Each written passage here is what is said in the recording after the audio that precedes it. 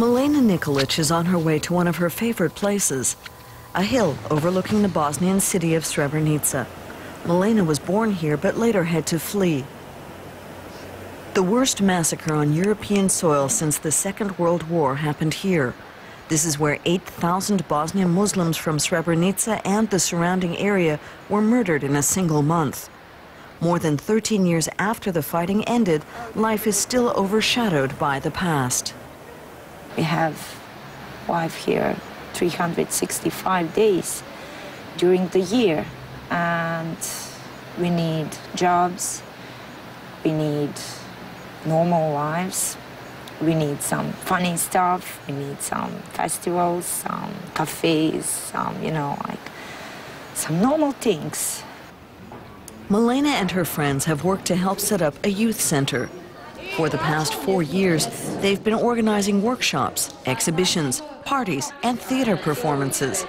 Today, Milena has invited children with disabilities to the center. Here they can make crafts and paint with other children.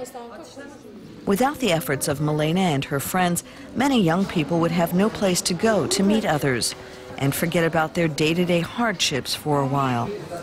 It's one project aimed at helping to build a common future of peaceful coexistence in a country where ethnic background still figures prominently.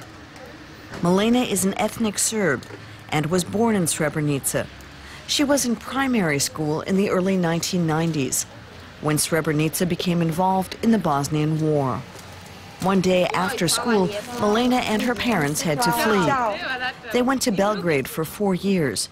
Then Milena returned to Bosnia to study in Pala, but she never forgot her hometown, Srebrenica. Milena's old school is still standing. Her memories of what life was like in Srebrenica before the war are what motivate her to get involved and help young people here. When war started, I was 5th degree, so I was really young, 11 years old, and all my memories are, connected with the elementary school, with my friends from here, from school, and it's really shiny part of my life before the war, Before the war, Srebrenica was known for the wealth of natural resources in the region. 20,000 people lived here in the early 1990s. Today, the population is estimated 5,000. Some 80% are unemployed, and many young people have left in search of better prospects elsewhere. But Milena believes Srebrenica has potential. She still remembers the spa hotel from her childhood. The iron-rich mineral springs were famous throughout the Balkans. Today, the facility lies in ruins. Milena had hoped to open a cafe here in the summer as a way to attract tourists again. But the authorities were less inspired and refused to grant permission. Maybe we are young and people can't understand us, we want to do something right now, some concrete things, no, we want to do it now. And sometimes it's impossible because you can't, you have to, do it slowly, to build it slowly. So for the time being, Srebrenica's once famous mineral springs remain untapped. Back at the youth center, Milena and her friends have more control over their plans.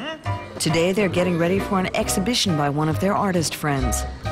Thanks to its success, the youth center is well known even outside Srebrenica.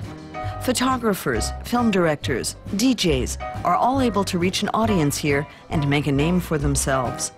Milena knows it's the only way to stop many young talents from leaving Srebrenica and migrating elsewhere. And the center's work is one contribution toward overcoming the past. We don't care about any, differences, background differences. We are all equal, and we work with all people. We want to support all youngsters because for us they are important, for me they are important, and for me human beings are important.